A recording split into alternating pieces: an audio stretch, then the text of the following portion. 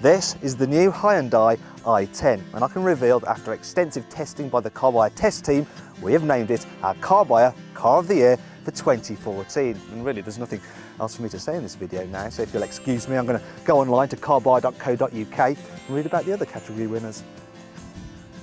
Actually, our editor said that review was too short, and so the next day he made me take the car back out again and do my job properly. Okay then, so now I'm going to do a normal full review of the i10 and tell you what's so good about this little Hyundai. Well, for starters, it's very practical for a little car. For instance, that, ladies and gentlemen, is the biggest boot of any city car, and it actually trumps the previous biggest boot of any city car, that of the Volkswagen Up, by, wait for it, this much. Speaking of which, there are large door bins in the front and the back, while there is room for plenty of snacks in the dash cubby and glove box. Yum. More impressive though is space for rear passengers. Now, the back doors, they open nice and wide, so it's easy to get in, and there's plenty of space back here even for adults. Now, I'm 5'10" and a half, and knee room's decent, headroom's all right as well. Also, unlike in some other city cars which are strict two-seaters in the back, you can fit 3 people in the back of the i10. And while some of the i10's rivals just have pop-out windows here in the back, it has proper windy down ones, and as you can see, they wind all the way down as well, which is a bonus. Another bonus is the kit list. Even the entry model has electric front windows, USB input for the stereo, and 1, 2, 3, 4, 5 and 6 airbags as standard. Step up to the mid-level SE version and you also get electric rear windows, air conditioning and remote central locking. Now, that particular model still starts from under £10,000, which means it's incredibly good value. If you've ever wondered why we don't list prices in our car buyer videos, it's because car prices, they're constantly changing, and we do have up-to-date prices listed on our website, and if you click here, you can see the prices for the Hyundai i10. And when you consider how much the i10 doesn't cost, the interior is quite upmarket. Yes, all the plastics may be hard, but they feel robust. And the items you actually do touch, such as the steering wheel, gear knob and switches, are made from slightly plusher materials. What's more, you can colour code the cabin to match the exterior. Or, as on this car, not match the exterior if you want. Which incidentally looks very smart. I mean, it looks good, not like a smart car. Anyway. Now, before we get into the driving bit, I should point out that all Hyundais come with a 5-year warranty and 5 years roadside breakdown assistance. Hopefully you shouldn't need it, because Hyundai came in the top half of all manufacturers in the 2013 Driver Power Owner Satisfaction Survey. And if you click here, you can rate your car at driverpower.co.uk.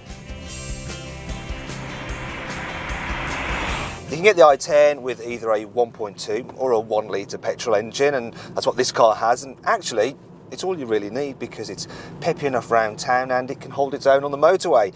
Now, I should point out that this 1 litre actually is just a 3-cylinder unit, and some people can find them a little bit noisy because they make a thrumming sound, almost like you got a hole in the exhaust, but this one's actually quite quiet.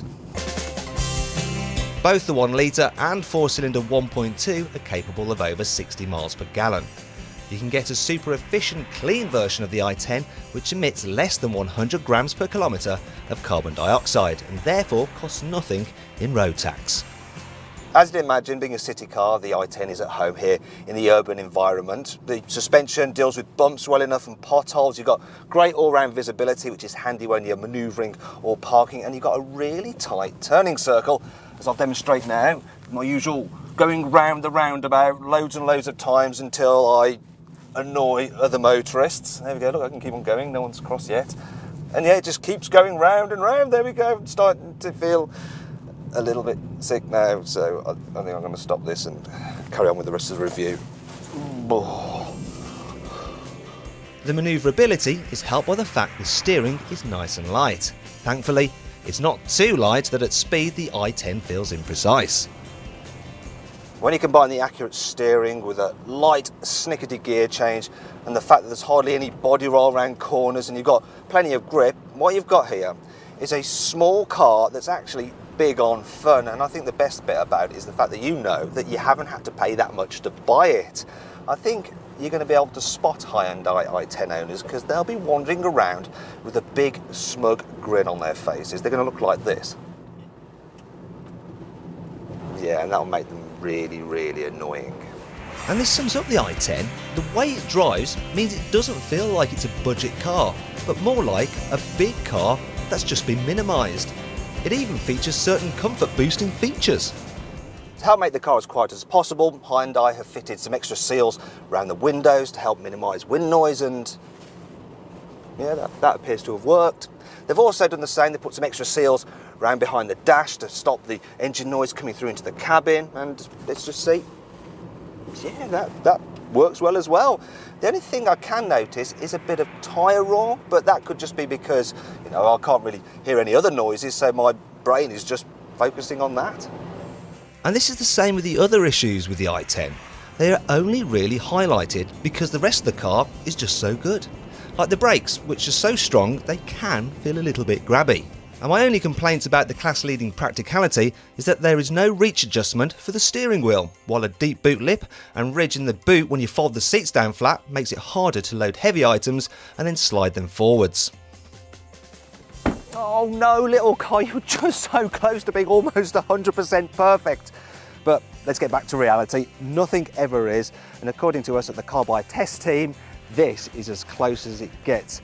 And yes, it's even better than the Kia Picanto, which you can watch a review of up here, or even the Skoda Citigo, which you can watch down here. And that's why we've named it the Carbuyer Car of the Year for 2014, which is exactly what I said in my initial concise review. But hey,